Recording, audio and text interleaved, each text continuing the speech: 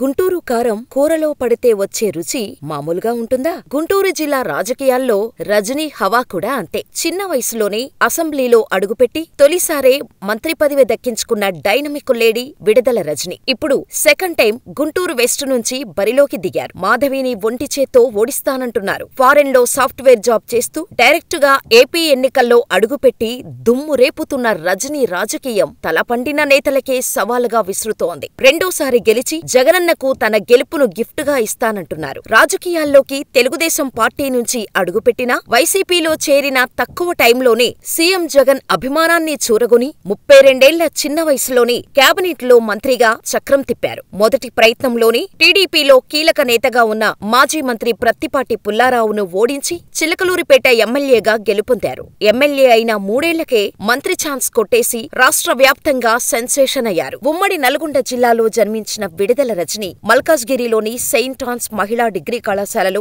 BSc computers చేశారు. ఓ IT కంపెనీలో software ఉద్యోగినిగా కొన్నాళ్లు పనిచేసిన రజని పెళ్లి తర్వాత భర్త కుమారస్వామితో కలిసి అమెరికాలోని శాన్ ఫ్రాన్సిస్కోలో ఉంటూ software multinational company process weaver company ఏర్పాటు చేశారు. దీనికి కొన్నాళ్ల పాటు డైరెక్టర్, బోర్డు మెంబర్గా సేవలు అందించారు. పేదలకు సేవ చేయాలనే సంకల్పంతో సొంత దేశానికి తిరిగొచ్చి తన సత్తా ఏంటో చూపిస్తున్నారు. 2014లో తెలుగుదేశం పార్టీ ద్వారా రాజకీయాల్లోకి వచ్చిన రజని సొంత గ్రామానికి ఏదైనా సేవ చేయాలనే సంకల్పంతో భర్త ప్రోత్సాహంతో వీఆర్ ఫౌండేషన్ ను ప్రారంభించారు. సామాజిక కార్యక్రమాలు నిర్వహించారు. అయితే టీడీపీలో ఎమ్మెల్యే టికెట్ రాదని భావించిన ఆమె 2018లో వైఎస్సార్ కాంగ్రెస్ పార్టీలో చేరారు. ఆ తర్వాత బడా నేతలను పక్కకు నెట్టేసి ఎన్నికల్లో సీటు పట్టేశారు. 2019 ఎన్నికల్లో చిలకలూరిపేట నియోజకవర్గం నుంచి వైఎస్సార్ కాంగ్రెస్ అభ్యర్థిగా పోటీ చేసి టీడీపీ అభ్యర్థి అప్పటి మంత్రి ప్రత్తిపాటి పుల్లారావుపై 8301 ఓట్ల మెజారిటీతో గెలుపొందారు. ముదిరాజు సామాజిక వర్గానికి చెందిన